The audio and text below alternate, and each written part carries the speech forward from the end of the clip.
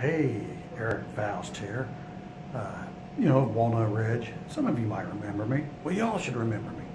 Anyhow, we're up here at the Fall RV Show open house in Elkhart, Indiana. And I've taken a little break from looking at all the great new stuff. I'll post some pictures. But I've taken a break from all the new stuff to show you some of the old stuff. So I'm here at the RV Hall of Fame Museum. Let's go take a look. Now I'll have to keep my voice low because other people are in there. I don't know if it's illegal to do this or not, but you know, here we go.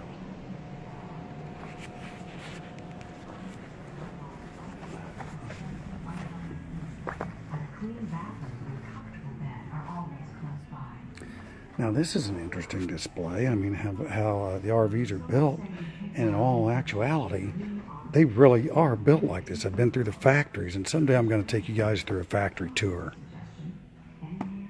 And now, on to the good stuff. What do we have? A 1954 Shasta trailer.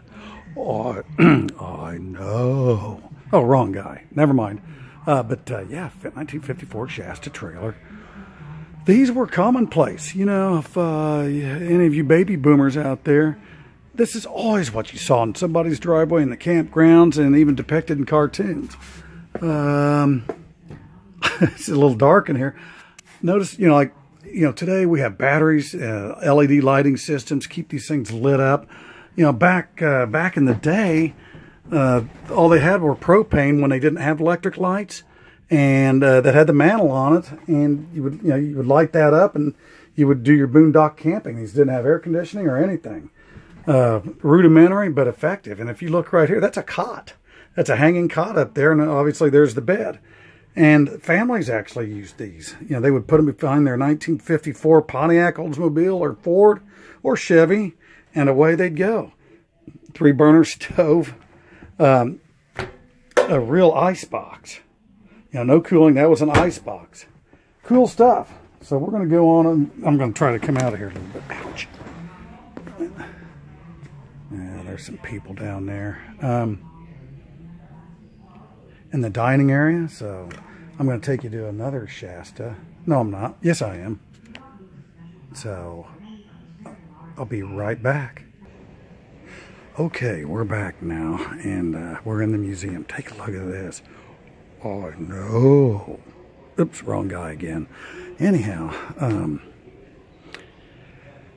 this is where this is kind of where the travel trailers first began.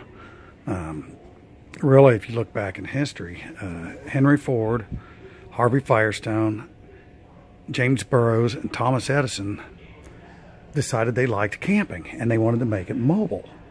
So if you look right here, this is the oldest travel trailer in the world. It was made in 1913, and they used this, and they went all over the country. Look at this. It's a thing of beauty, and this is how they pulled it.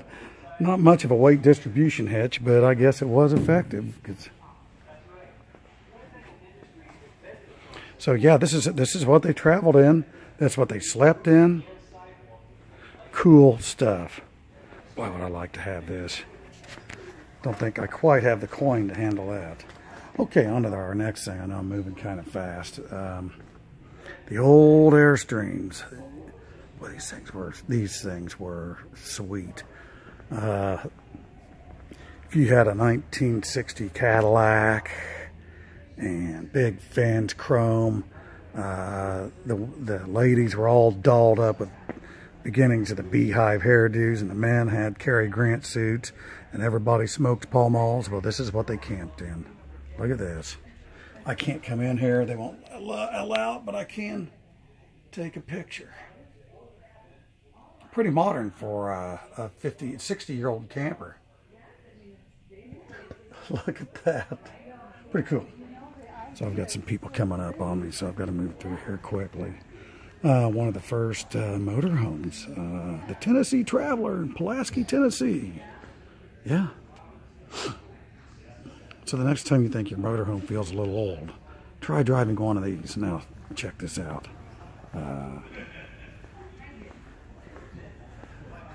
Yeah. How about those bucket seats? How about that memory seating? Pretty comfortable, huh? Built on a Model A chassis.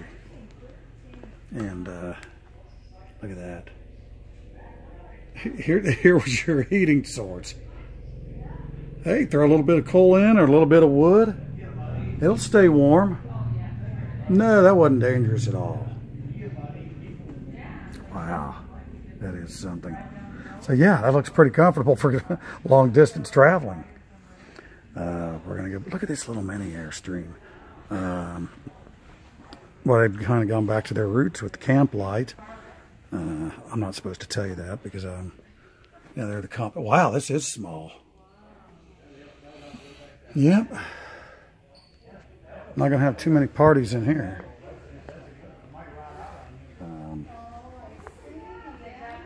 And then I don't know what that is, but it's pretty cool. I'm gonna be going back and forth between here.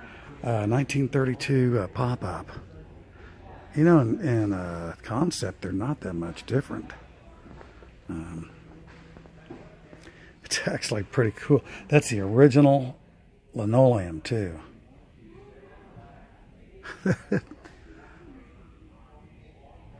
I mean, it was rudimentary, but it worked.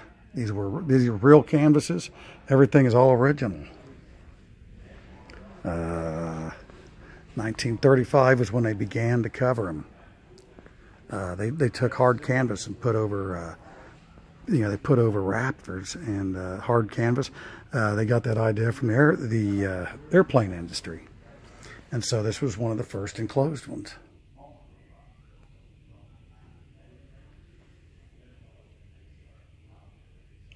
Guy I work with by the name of John Stout. He sold this when it was new. Just thought I'd let you know that. So, yeah, feel free to call the dealership and ask for John Stout and ask him about the 1935 covered wagon trailer. He'll tell you about his first customer. The 1935 comfort trailer. Now, this was premium camping back then. Oh, wait a minute. I've not seen this one since the last time. Well, that's a danky one, isn't it? That's pretty cool. Look at this. You know, there's actually a pretty good amount of room in there. You know what? If it keeps the mosquitoes out, it's good camping. Here we go, another 1932. Right? Look at that old light fixture. And of course, we're coming around to the 1950 Fleetwood Sporter. Fleetwood's been around a long time. Yeah. That's a small one. Yeah, I'd probably get a little claustrophobic in there. Oh, one of the first holiday Ramblers, 1954. Holiday Rambler became a real fixture, you know, in the 50s, 60s, and 70s. I remember one of my first camping excursions was in 1969. A school buddy of mine had, his family had a Holiday Rambler, and I thought it was the greatest thing ever. And I maybe that's how I got into camping. The concept, not too different from what I showed you earlier. You have a cot there, and that, you know, just like in that Shasta, basic 2-burner stove. An icebox. You know, I believe this is a refrigerator. Yes, this is a refrigerator, but one of the first ones. Really, not much has changed. No bathrooms in these. Again, you have, you know, your auxiliary lighting when you're not plugged into power. You would light that mantle just like a Coleman lantern, and that's how you would get your lighting. Oh, hey, this is new too. This 1955 Ranger crank-up tent trailer. You know, that's fiberglass. You know, that really, I'm betting, I don't know anything about this, but I'm willing to bet that the concept was taken from the Corvette, obviously, because it came out in 1953. So somebody who was forward-thinking in the RV industry probably took that idea and ran with it. So let's take a look in here. That's pretty cool. It would sleep 4 in relative comfort. And it's got a rudimentary kitchen, but it works. Again, the auxiliary lighting. Pretty neat stuff. So, yeah, the campers. Oh, I remember this one. Yay, the 1954 Yellowstone. Mom and Dad, if they had their own door back here, if they inclined to, if they felt a little, say, romantic, well, hey, they could escape in or escape out of the camper, depending on what their desires were. But we'll not even go there. Pretty cool stuff, though. I mean, this personifies the 50s. Look at the interior. Look at the patterns. Yep, that's a real stove. That's how they heated a lot of these. Duotherm. Duotherm still makes heaters. They have a lot of industrial applications now. Okay, my arm's starting to give out, so I better go to my good arm. And here's one that I haven't seen. A 1957 Sero Scotty 12-foot trailer. You know, everybody talks about the mini campers. That's supposed to be the biggest trend right now. You know, can't hold a candle to this. John Huddle, I hope you're watching this, because I tell you what, this is right down your alley. My God, I'm 5'6". Okay, take a look at this, if I can do this right. I'm 5'6". Look at this. This thing is miniature. Pretty cool, huh? It works. Wow, look at that.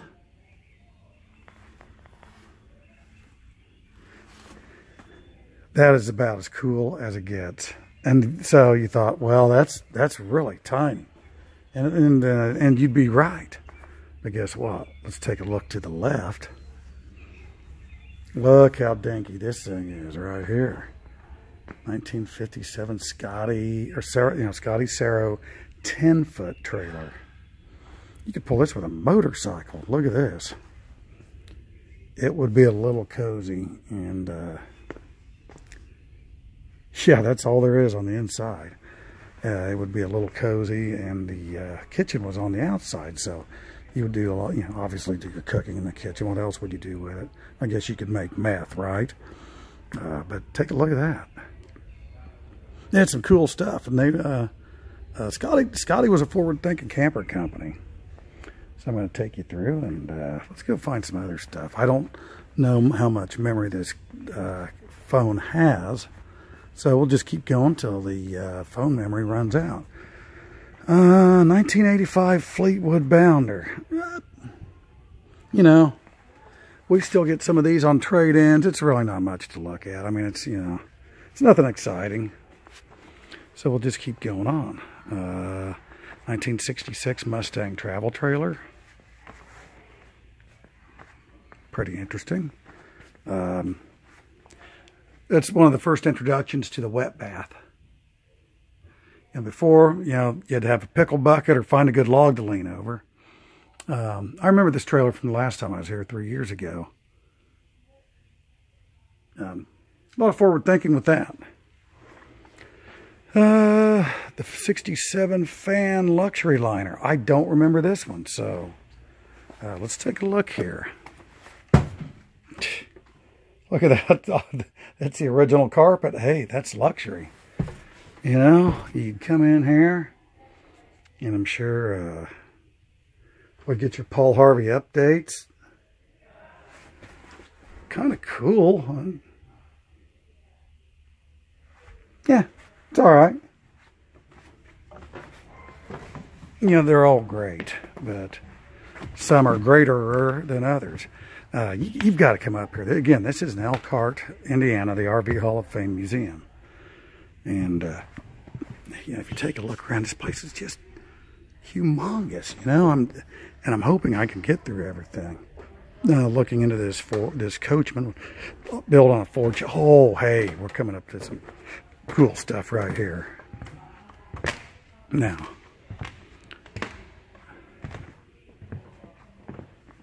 look at this.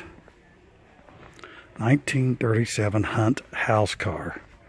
I gotta be careful how I say that. That is pretty cool. You know what? I was wrong about the first conception of the wet bath. I believe that this could be it. Last time I was here, this was under construction, but that really, for its day, if you think about it, 80 years ago, this would have been pretty modern. I don't know what kind of drivetrain that it had, but you had to drive it with, man, how would you shift this thing? You would have to put your arm right behind you. With a blown rotator cuff, no, I couldn't handle that. Here's the little kitchen. Instead of a passenger seat, you had a kitchen. Pretty cool stuff. There are people there who are going to ruin my time. Oh, hey. I was telling you about the holiday Rambler, what they were like when I was a kid. This is exactly like what my buddy's family had.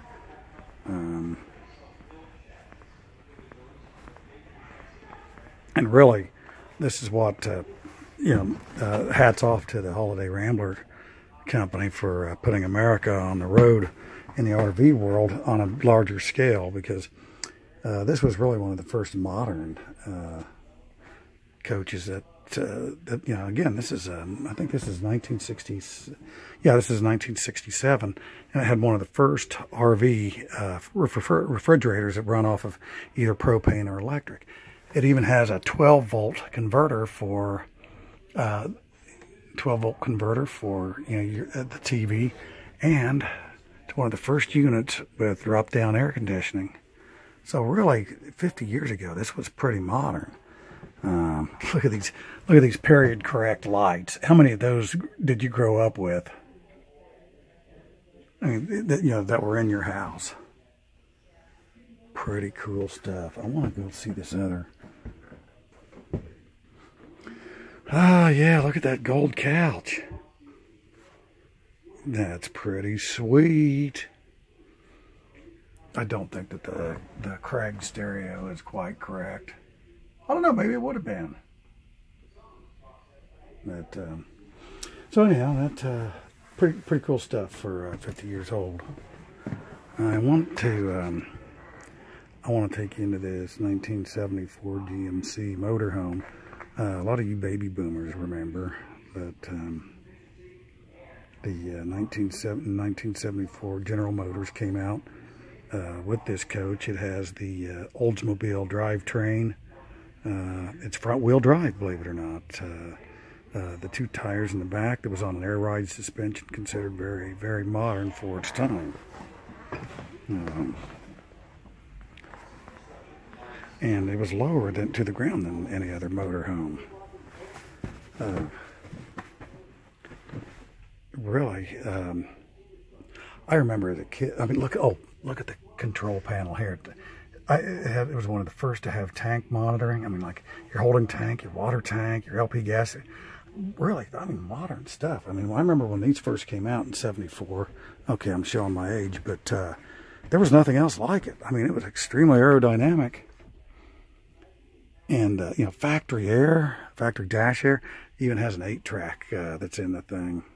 A lot of history behind this. Again, this is a GM exclusive. And if any of you remember on the, like on their high-end luxury cars, these switches, that's the switch gear that they used from them. And these were pretty cool.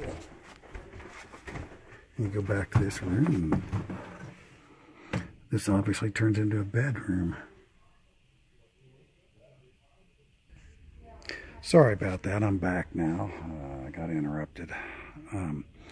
Here's one of the most interesting campers I've ever seen. The 1935 Bolus Road Chief. Actually, this came out a little bit before Airstream did, and it's a very interesting camper. Look at that. I mean, it's just amazing how. And this was 1935, and You know, it could sleep 1, 2, 3, 4 people in relative comfort. It had it had a sink. It had a rudimentary stove.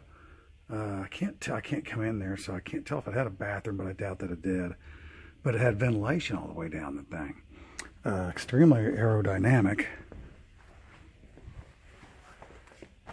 Look at that. Is that not cool? I mean, for 1935, hey, that was ahead of its time. Oh, I haven't seen this. This is well, I like it already. Register communists, not firearms. Hey, I like the cut of their gem already. Truck campers haven't really changed a lot in the last several years. They're pretty much laid out like this.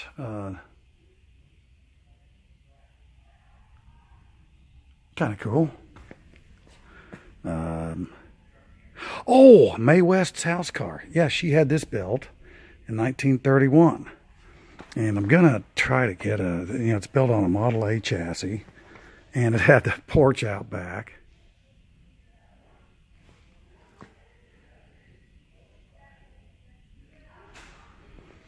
But yeah, she had this built, and hired a chauffeur to drive her around the country.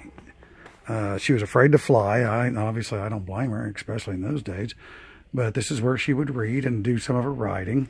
It actually had a little kitchen, and then she had a little bedroom back there, which I'm sure was well used to the delight of many. And this is a little more comfortable seating than that other Model A, so good stuff. Now we're back to this camper. I know I'm bouncing all over the place, but I've got phone. This is on a Studebaker truck body. Well, you don't see that very often. For many of you not in the know, Studebaker was made in South Bend, Indiana. Look at how high that gear shift is. Wild. Now, if you want to go full pimp daddy, baby, look at that. Isn't that about the most hideous thing you've ever seen? But it is cool.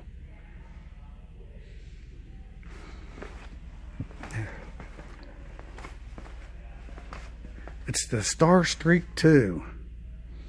I mean, it's actually